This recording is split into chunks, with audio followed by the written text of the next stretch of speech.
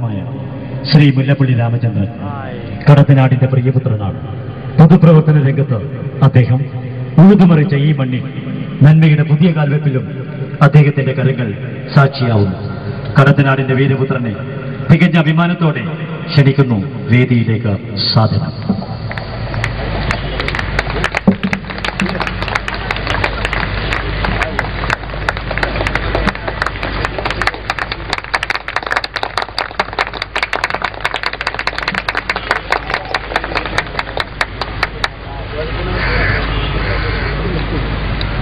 ഇവിടെ ഇപ്പോൾ തുടങ്ങുന്ന ഡയാലിസിസും അതുപോലെ തന്നെ മറ്റ് പ്രവർത്തനങ്ങളും ഒക്കെ തന്നെ രോഗം വന്നാലുള്ള അതിനു വേണ്ടിയുള്ള ചികിത്സ എന്നതിൽ കവിഞ്ഞ് രോഗം വരാതിരിക്കുന്നതിനെ കുറിച്ചുള്ള ഗൗരവപൂർവമായ ചിന്തയാണ് നമുക്ക് ആവശ്യമുള്ളത്.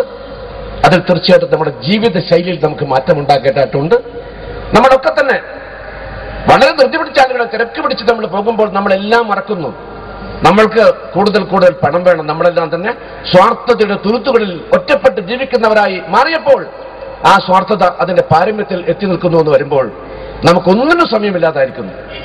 നമ്മുടെ കുഞ്ഞുങ്ങളെ നമ്മൾ പണ്ടൊക്കെ തന്നെ നടന്നുകൊണ്ട് സ്കൂളിലേക്ക് അയച്ചു കഴിഞ്ഞാൽ കുട്ടികളെ സ്കൂളിലേക്ക് അയക്കുന്നില്ല. വൈകുന്നേരം നമ്മൾ നടന്നുകൊണ്ട് വീട്ടിലേക്ക് എത്തിയെങ്കിൽ നമ്മൾ നടന്നുകൊണ്ടല്ല ഇപ്പോൾ വീട്ടിലേക്ക് എത്തുന്നത്. ഒരു ഓട്ടോറിക്ഷ കിട്ടുമെങ്കിൽ അതിൽ കയറും, കാറിലവരാണെങ്കിൽ കാറിൽ പോകും. വ്യായാമമില്ല, അതുപോലെ തന്നെ നമുക്ക് ആരോഗ്യകാര്യത്തിൽ ശ്രദ്ധയില്ല. അങ്ങനെയൊക്കെ തന്നെ കിട്ടുന്നത് മുഴുവൻ വലിച്ചു വാരി തിന്നുന്ന ഒരു സ്വഭാവക്കാരായിട്ട് നമ്മൾ മാറിയത് കൊണ്ട് തന്നെയാണ് നമ്മുടെ കേരളം ഇത്രയേറെ ആരോഗ്യരംഗത്ത് പിന്നോട്ട് പോയിട്ടുള്ളത് എന്ന് മനസ്സിലാക്കേണ്ടതായിട്ടുണ്ട്. അതുകൊണ്ട് ആരോഗ്യരംഗത്ത് നമുക്ക് സാക്ഷരരാകണം. ആരോഗ്യരംഗത്ത് സാക്ഷരരാകാൻ വേണ്ട നടപടികൾ നമ്മുടെ ഭാഗത്ത് നിന്നുണ്ടാകണമെന്ന് ഞാൻ വിനയപൂർവ്വം ഈ സന്ദർഭത്തിൽ അഭ്യർത്ഥിക്കുകയാണ്. നമ്മുടെ ഈ കൊച്ചു കേരള സംസ്ഥാനത്തിൽ മൾട്ടിനാഷണൽ കമ്പനികൾ എന്ന് പറഞ്ഞ ബഹുരാഷ്ട്ര കുത്തക കമ്പനികളുടെ എല്ലാ മരുന്ന് കമ്പനികളും അവരുടെ മരുന്നുകൾ വിറ്റഴിക്കാനുള്ള ഏറ്റവും നല്ല വിപണിയായിട്ട് നമ്മുടെ കേരളത്തെ മാറ്റിയിട്ടുണ്ട് എങ്കിൽ ഇത് ഗൗരവതരമായ ഒരു ചുറ്റുപാടാണ് ഉണ്ടാക്കിയിട്ടുള്ളത്.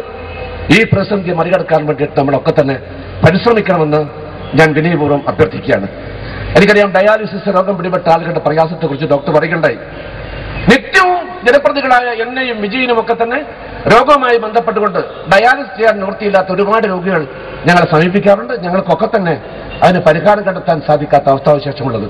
ശ്രീമതി ജലീല ഇപ്പോൾ എന്നോട് ആ കാര്യത്തെക്കുറിച്ച് പറയുകയുണ്ടായി. ഞങ്ങളൊക്കെ തന്നെ നിസ്സഹായരായി പകച്ചു നിൽക്കുകയാണ്. എങ്ങനെ ഈ രോഗികളെ സഹായിക്കണമെന്ന് അറിയാതെ ഞങ്ങൾ ആകെ അന്തം വിട്ട് നിൽക്കുന്ന ഒരു അവസ്ഥാവിശേഷമാണ് ഉള്ളത് എന്ന് നിങ്ങളൊക്കെ തന്നെ മനസ്സിലാക്കണമെന്ന് മാത്രമാണ് എനിക്ക് പറയേണ്ടത്.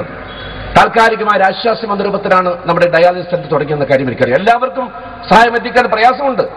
പക്ഷെ പരമാവധി ആളുകൾക്ക് സഹായം എത്തിക്കാൻ വേണ്ടി ഈ നന്മ എന്ന് പറയുന്ന ചാരിറ്റബിൾ ട്രസ്റ്റ് നടത്തിക്കൊണ്ടിരിക്കുന്ന ഈ ശ്രമത്തെ ഞാൻ ശ്ലാഘിക്കുന്നതോടൊപ്പം തന്നെ MP-യുടെ പ്രാദേശിക വികസന ഫണ്ടിൽ നിന്ന് ഇവിടെ ആമുഖമായിട്ട് സൂചിപ്പിച്ച പോലെ തന്നെ എനിക്ക് തന്ന നിവേദനത്തിന്റെ നിങ്ങൾ പറഞ്ഞ കാര്യങ്ങളുടെ പശ്ചാത്തലത്തിൽ തന്നെ ഇവിടുത്തെ നിരാലംബരായ രോഗികളെ നമ്മുടെ വടകരയിൽ ഡയാലിസിസ് എത്തിക്കാൻ വേണ്ടി നിങ്ങൾക്ക് വാഹനമില്ല എന്ന കാര്യം എന്നെ അറിയിച്ചുകൊണ്ട് ഒരു 10 ലക്ഷം രൂപ MP-യുടെ പ്രാദേശിക വികസന ഫണ്ടിൽ നിന്നും ഈ സ്ഥാപനത്തിന് ഒരു പുതിയ വണ്ടി വാങ്ങാൻ 10 ലക്ഷം വേണ്ട എന്ന് എനിക്കറിയാം. ഒരു വണ്ടി വാങ്ങാനുള്ള നടപടികൾ ഈ ഏപ്രിൽ മാസത്തിൽ MP കിട്ടുന്ന ഫണ്ടിൽ നിന്ന് ഞാൻ 10 ലക്ഷം തരാമെന്ന് മാത്രമാണ് ഇപ്പോൾ ഞാൻ അറിയിക്കാൻ ആഗ്രഹിക്കുന്നത്. മറ്റു കാര്യങ്ങളെക്കുറിച്ചൊന്നും ഞാൻ ഇവിടെ പറയാൻ ആഗ്രഹിക്കില്ല. ഇവിടെ നമുക്ക് വേണ്ടത് നഷ്ടപ്പെട്ട നമ്മുടെ മനുഷ്യത്വം തിരിച്ചു കൊണ്ടുവരികയാണ്. നഷ്ടപ്പെട്ട നമ്മുടെ സ്നേഹം, മാർദ്ദത, മാനവികത അത് തിരിച്ചു കൊണ്ടുവരികയാണ്.